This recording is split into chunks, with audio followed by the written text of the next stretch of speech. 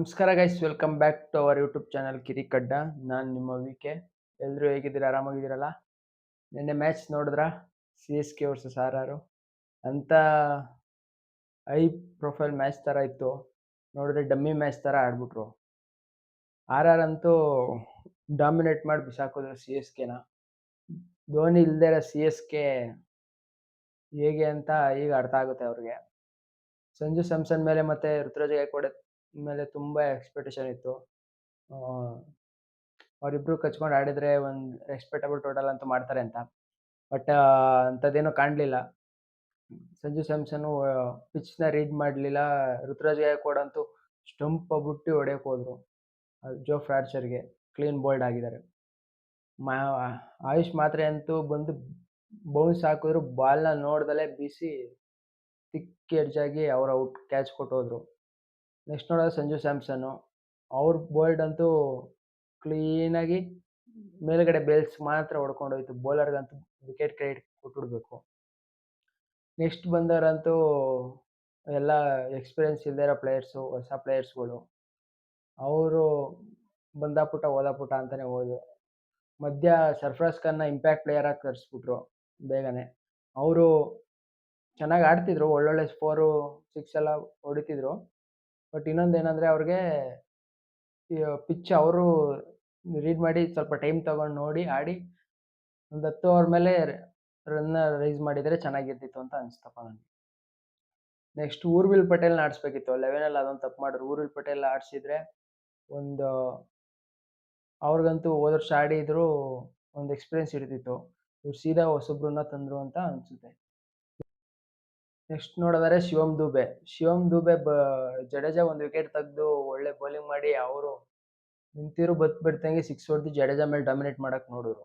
ಆದರೂ first ball ಅವ್ರು dominate ಮಾಡಿದ್ರು. ನೆಕ್ಸ್ಟ್ ಬಾಲ್ ಡಾಟ್ ಮಾಡಿ ಅವ್ರನ್ನ ಹೊಡಿಲೇಬೇಕು ಅನ್ನೋ ಥರ ಜಡೇಜಾ ಮಾಡಿ ಕ್ಯಾಚ್ ಕೊಟ್ಟು ಅವರು ಹೋದರು. ಅವ್ರು ನೋಡಿದ್ರೆ ಜಡೇಜಾ ಮೇಲೆ ಜಿತ್ಸಾದಕ್ಕೆ ಡಾಮಿನೇಟ್ ಮಾಡೋಕ್ಕೆ ಬಂದ ಥರ ಇದ್ದರು. ಅವರು ಬಂದಾಪುಟ ಹೋದಾಪುಟ ಅನ್ನಂಗಾಯ್ತು. ಇನ್ಯಾರಂತ ಹೇಳ್ಕೊಳ್ಳೋ ಪ್ಲೇಯರ್ಸು ಇಲ್ಲ ಅಲ್ಲಿ ಹೆಸ್ರು ಹೇಳೋಕ್ಕೆ. ಹೊಡಿತಾರೆ ಅಂತ ಸಿ ಎಸ್ ಕೆ ಫ್ಯಾನ್ಸ್ ಅಂದ್ಕೊಳ್ಳೋಕ್ಕೆ. ಜೇಮಿ ವಾರ್ಟನ್ ಒಬ್ಬರು ಬಾಲ್ ಟು ಬಾಲ್ ಆಡಿ ಹೆಂಗೋ 126 ಸ್ಕೋರ್ ಕೊಡೋಂಗೆ ಮಾಡೋರು. ಇಲ್ಲ ಅದೂ ಬರ್ತಿರ್ಲಿಲ್ಲ ಲಾಸ್ಟಲ್ಲಿ. ಇನ್ನು ಬೌಲಿಂಗಲ್ಲಿ ಆರ್ ಆರ್ ಕಡೆ ಪರ್ಫಾರ್ಮೆನ್ಸ್ ಬಂದರೆ ಜೋ ಫ್ರಾಡ್ಸರ್ ಅಂತೂ ಸಖತ್ತಾಗಿ ಮಾಡಿದ್ರು. ಆಂಡ್ರೆ ಬರ್ಗರು ಅವರಂತೂ ಫಸ್ಟ್ ಕ್ಲಾಸ್ ಬೌಲಿಂಗು. ನಿನ್ನೆ ಅಂತೂ ಡ್ರೀಮ್ ಸ್ಪೆಲ್ ಆಗಿರುತ್ತೆ. ಇನ್ನು ಅವರ ಮೇನ್ ಬೌಲರ್ ಆಗಿರೋಂಥ ಜಡೇಜಾ ಮತ್ತು ರವಿ ಬಿಷ್ಣೋಯ್ ಅವ್ರು ಸ್ಪಿನ್ ಚೆನ್ನಾಗಿ ಮಾಡಿ ಜಡೇಜಾ 2 ವಿಕೆಟು, ರವಿ ಬಿಷ್ಣೋಯ್ 1 ವಿಕೆಟ್ ತೊಗೊಂಡಿದ್ದಾರೆ. ಸಂದೀಪ್ ಶರ್ಮಾ ಅವ್ರ ಮೇನ್ ಬೌಲರು. ಅವರಂತೂ ಅವ್ರು ಸ್ಲೋವರ್ ಒನ್ ಹಾಕಿ ಬೌಲರ್ಗೆ ಬ್ಯಾಟ್ಸ್ಮನ್ಗೆ ರೋಸ್ಬಿಟ್ಟಿದ್ದಾರೆ. ನೆಕ್ಸ್ಟ್ ನೋಡಿದ್ರೆ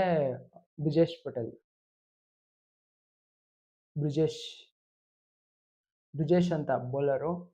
ಎಲ್ಲೋ ಅವರು ಬರೀ ಲೀಗ್ ಮಾತ್ರ ಆಡಿದರು, ಯಾವುದೇ ಡೊಮೆಸ್ಟಿಕಲ್ಲಿ ಆಡಿರಲಿಲ್ಲ. ಅವ್ರನ್ನ ನೋಡಿ ತಗೊಬಂದು ಅವರಂತೂ ಒಳ್ಳೆ ಸ್ಪೆಲ್ ಮಾಡಿದ್ದಾರೆ ಆರ್ ಆರ್ಗೆ. ಒಳ್ಳೆ ಬೌಲರು ಫ್ಯೂಚರ್ಗೆ ಅಂತ ಅನ್ನಿಸ್ತಿದೆ. ಆರ್ ಆರ್ ನೋಡಿದ್ರೆ ಬೌಲಿಂಗಲ್ಲೂ ಕೂಡ ಸ್ಟ್ರಾಂಗಾಗಿ ಬ್ಯಾಲೆನ್ಸಿಂಗ್ ಆಗಿದೆ ಅನಿಸ್ತು. ನೆಕ್ಸ್ಟ್ 126 ಟೋಟಲ್ನ ಚೇಸ್ ಮಾಡೋಕ್ಕೆ ಬಂದಿದ್ದು ಆರ್ ಆರು. ಬರ್ತಿದ್ದಂಗೆ ವೈಭವ್ ಸೂರ್ಯವಂಶಿ ಅಂತೂ ಅವ್ರ ಆಟನ ಹೋದ ವರ್ಷ ಎಲ್ಲಿ ಸೆಂಚುರಿ ಹೊಡೆದಾಗ ನಿಲ್ಲಿಸಿದ್ರು ಅಲ್ಲಿಂದನೇ ಸ್ಟಾರ್ಟ್ ಮಾಡ್ಕೊಂಡ್ರು. IPLಗೆ ಅಂಡರ್-19 ವರ್ಲ್ಡ್ ಕಪ್ ಫೈನಲ್ ಗೆಲ್ಸಿದ್ದು ಹೆಂಗೆ ಎಂಡ್ ಮಾಡಿದ್ರು ಅದೇ ರೀತಿ ಸ್ಟಾರ್ಟ್ ಮಾಡ್ಕೊಂಡ್ರು. ಬರ್ತಿದ್ದಂಗೆ 6, 4 ಬೀಸ್ತಾನೆ ಇದ್ರು. ಫಸ್ಟೇ ಒಂದು ಕ್ಯಾಚ್ ಸಿಕ್ತು, ಕಾರ್ತಿಕ್ ಶರ್ಮಾ ಕ್ಯಾಚ್ ಬಿಟ್ರು. ಕ್ಯಾಚ್ ಬಿಡೋದಲ್ಲದೆ 4 ಕೂಡ ಬಿಟ್ರು. ಅದೇನಾರ ತಡೆದಿದ್ರೆ ಒಂದು ಹೋರಾಟ ಕೊಡ್ಬೋದಿತ್ತೇನೋ. 30 ರನ್ ಎಕ್ಸ್ಟ್ರಾ ಹೊಡೆದಿದ್ರೆ, ಫೀಲ್ಡಿಂಗ್ ನೀಟಾಗಿ ಮಾಡಿದರೆ ಒಂದು ಹೋರಾಟ ಕೊಡ್ಬೋದಿತ್ತು. ಆದರೆ ಆಗಲಿಲ್ಲ. ವೈಭವ್ ಸೂರ್ಯವಂಶಿ ಅಂತೂ 300 ಸ್ಟ್ರೈಕ್ ರೇಟಲ್ಲಿ ಕೆಚ್ಚಿ 15 ಬಾಲ್ 50 ಹೊಡೆದು ನಾನೇ ಬೇರೆ ಪಿಚ್ಚಲ್ಲಿ ಆಡ್ತಿದ್ದೀನಿ, ಬೇರೆ ಪ್ಲೇಯರ್ಸೇ ಬೇರೆ ಪಿಚ್ಚಲ್ಲಿ ಆಡ್ತಿದ್ದಾರೆ ಅನ್ನೋದು ರೀತಿ ಹೊಡೆದು ಕಳಿಸಿದ್ರು. ನೆಕ್ಸ್ಟು 15 ಬಾಲ್ 50 ಹೊಡೆದು ಅವರು ಔಟಾಗಿ ಹೋದರು. ಅವರು ಹೊಡಿತಾನೆ ಔಟಾಗಿ ಹೋಗಿದ್ದು. ನೆಕ್ಸ್ಟು 1 ಡೌನ್ಗೆ ಬಂದಿದೆ ನ್ಯೂಜಿಲೆಂಡು. ಅವರು ಹೊಡಿಬೇಕು ಅಂತಲೇ ಹೋಗಿ ರನ್ಔಟ್ ಆಗಿ ಹೋದರು. ಮತ್ತು ರಿಯಾನ್ ಪರಾಗ್ ಮತ್ತು ಯಶಸ್ವಿ ಜೈಸ್ವಾಲ್ ನೀಟಾಗಿ ಆಡಿ ಇನ್ನು 8 ವಿಕೆಟ್ ಕೈಲಿದ್ದಂಗೆ 12 ಓವರ್ಗೆ ಮ್ಯಾಚ್ ಗೆಲ್ಲಿಸಿ ಆರ್ ಆರ್ ಇತಿಹಾಸದಲ್ಲೇ ಹೈಯೆಸ್ಟ್ ರನ್ ಬಾಲ್ ಲೀಡಲ್ಲಿ ಗೆಲ್ಲೋ ಥರ ಮಾಡಿದ್ರು. ಸಿ ಎಸ್ ಕೆಲಂಥ ಪರ್ಫಾರ್ಮೆನ್ಸ್ ಯಾರು ಮಾಡಿಲ್ಲ ಹೆಸ್ರು ಹೇಳೋ ಥರ. ಬೌಲಿಂಗಲ್ಲೂ ಅಷ್ಟೇ ಯಾರು ಏನು ಅಂತ ಇಂಪ್ಯಾಕ್ಟ್ ಮಾಡಲಿಲ್ಲ. ಖಲೀಲ್ ಅಹ್ಮದ್ ಒಂದು ಸ್ವಲ್ಪ ಹೋರಾಟ ಕೊಡ್ತಿದ್ರು. ಬೇರೆಯವ್ರು ಬಂದು ಹೊಡ್ಸ್ಕೊಂಡು ಪ್ರೆಷರ್ ಎಲ್ಲ ಇಳಿಸ್ತಿದ್ರು. ಇನ್ನು ವೈಭವ್ ಸೂರ್ಯವಂಶಿನ ಹಿಡಿಯಕ್ಕಾಗ್ಲಿಲ್ಲ. ತಡೆದಿದ್ರೆ ಒಂದು ಚಾನ್ಸ್ ಇರ್ತಿತ್ತೇನೋ ಅಂತ ಅನಿಸ್ತಿತ್ತು. ಆದರೆ ಇಲ್ಲಿ ಪವರ್ ಪ್ಲೇಲೇ ಅವ್ರು ಮುಗಿಸಿಕ್ಬಿಟ್ಟಿದ್ರು ಮ್ಯಾಚ್‌ನ. ಅಂತ ಇನ್ನು ಆರ್ ಕಡೆನೇ ಫುಲ್ ಪಾಸಿಟಿವ್ ಆಗಿರೋದು. ಫುಲ್ ಕಾನ್ಫಿಡೆನ್ಸಲ್ಲಿ ನೆಕ್ಸ್ಟ್ ಮ್ಯಾಚ್‌ಗೆ ಇಳಿತಾರೆ. ಇನ್ನು ಸಿ.ಎಸ್.ಕೆ ನೆಕ್ಸ್ಟ್ ಮ್ಯಾಚು ಕೂಡ ಬ್ರೇವಿಸ್ ಇರಲ್ಲ, ಧೋನಿ ಇರಲ್ಲ ಅಂತ ಅಂದರೆ ತುಂಬ ಹೊಡ್ತಾ ಇದೆ ಅವ್ರಿಗಂತೂ. ಅವ್ರು ಬಂದು ಅದು ನೆಕ್ಸ್ಟ್ ಮ್ಯಾಚು ಆರ್.ಸಿ.ಬಿ ಮೇಲೆ ಬೆಂಗಳೂರಲ್ಲಿ. ಏನು ಮಾಡ್ತಾರೋ ನೋಡಬೇಕು. ಫೈಟ್ ಕೊಡ್ತಾರಾ ಅಥವಾ ಅಲ್ಲೂ ಹಿಂಗೇನಾ? ಸಂಜು ಸ್ಯಾಮ್ಸನ್ ಮತ್ತೆ ಅವ್ರ ಫಾರ್ಮ್‌ನ ಅವರು ತಗೊಂತಾರಾ, ಆಡ್ತಾರಾ ಹೆಂಗೆ ಅಂತ ಕಾದು ನೋಡಬೇಕು ಫ್ರೆಂಡ್ಸ್. ಇದು ನೆನ್ನೆ ಮ್ಯಾಚ್‌ನ ಪ್ರಿವ್ಯೂ ಆಗಿತ್ತು.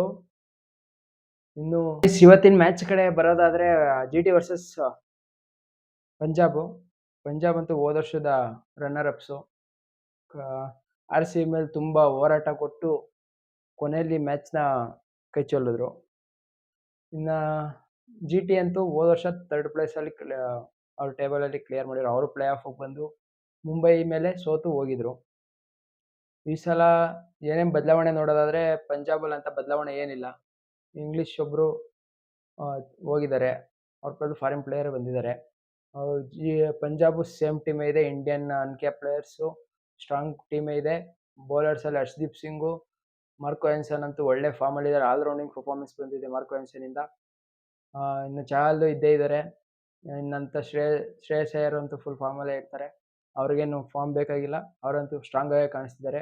ಇನ್ನು ಓಪನರ್ಸ್ ಬಗ್ಗೆ ನೋಡೋದಾದ್ರೆ ಪ್ರಿಯಾಂಶ್ ಆರ್ಯ, ರುಪ್ಸಿಂದ್ರನ್ ಸಿಂಗು, ಮತ್ತು ಶಶಾಂಕ್ ಸಿಂಗು ಅವರೆಲ್ಲ ಒಳ್ಳೆ ಫಾರ್ಮಲ್ಲೇ ಇರ್ತಾರೆ. ಪಂಜಾಬಲ್ಲಂತ ಕೊರತೆ ಏನು ಕಾಣಿಸ್ತಿಲ್ಲ. ಅವರು ಸ್ಟ್ರಾಂಗ್ ಕಂಟೆಂಡರ್ಸ್ ಆಗಿ ಇನ್ನು ಜಿ.ಟಿ 11 ಬಗ್ಗೆ ನೋಡೋದಾದ್ರೆ ಶುಭ್ಮನ್ ಗಿಲ್ ಮತ್ತೆ ಸಾಯಿ ಸುದರ್ಶನ್ ಓಪನಿಂಗ್ ಮಾಡ್ತಾರೆ ಲಾಸ್ಟ್ ಇಯರ್ ಥರನೇ. ನಂತರ ಜೋಸ್ ಬಟ್ಲರು ಫಾರ್ಮಲ್ಲಿಲ್ಲ ವರ್ಲ್ಡ್ ಕಪ್ಪಲ್ಲಿ, ಆದರೂ ಅವ್ರನ್ನ ಕೈ ಬಿಡೋಕ್ಕಾಗಲ್ಲ, ಅವರೇ ಆಡ್ತಾರೆ ಅಂತ ಅನಿಸುತ್ತೆ. ಮಿಡಲ್ ಆರ್ಡರ್ ಬಗ್ಗೆ ನೋಡೋದಾದ್ರೆ ವಾಷಿಂಗ್ಟನ್ ಸುಂದರ್ ಬರ್ಬೋದು. ಅದು ಬಿಟ್ಟರೆ Shahrukh Khan, Rahul Tewatia, next Jason Holder, ಇವರೇ ಮೇನ್ ಪ್ಲೇಯರಾಗಿ ಕಾಣಿಸ್ತಾ ಇರೋದು. ನೆಕ್ಸ್ಟ್ ಬೌಲಿಂಗಲ್ಲಿ ನೋಡಿದ್ರೆ ಸಾಯಿ ಕಿಶೋರು ಹೋದ ಸೀಸನ್ ಒಳ್ಳೆ ಸೀಸನ್ ಆಗಿದೆ ಅವ್ರಿಗಂತೂ. ಅವರೇ ಕಂಟಿನ್ಯೂ ಮಾಡ್ತಾರೆ. ಇನ್ನು ರಶೀದ್ ಖಾನ್ ಸ್ಪಿನ್ನಲ್ಲಿ ಅಂತ ಎಫೆಕ್ಟ್ ಏನು ಕಾಣಿಸ್ತಾ ಇಲ್ಲ. ಬಟ್ ಆಲ್ರೌಂಡರ್ ಆಗಿ ಅವ್ರು ಯೂಸ್ ಆಗ್ತಾರೆ. ನೆಕ್ಸ್ಟ್ ಅವ್ರ 3 ಮೈನ್ ಬೌಲರ್ಸು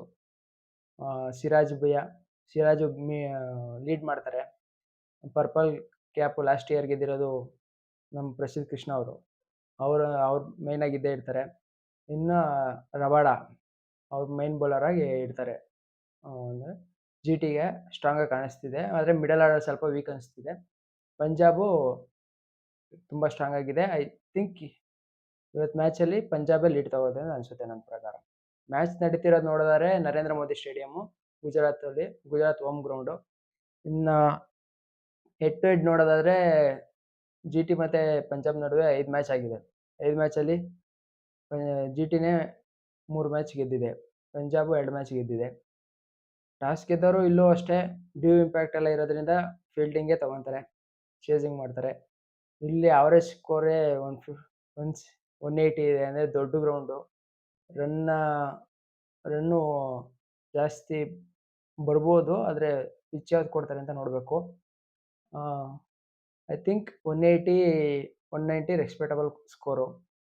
ಮೇಯ್ನಾಗಿ ಏನು ಇಂಪ್ರೂವ್ ಆಗಬೇಕಂತ ನೋಡೋದಾದ್ರೆ ಶುಭ್ಮನ್ ಗಿಲ್ಲು ಮತ್ತು ಸಾಯಿ ಸುದರ್ಶನ್ನು ಅವರ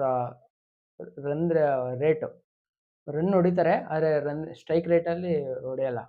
ಅಂದರೆ ball to ball 150 strike rate ಇರುತ್ತೆ.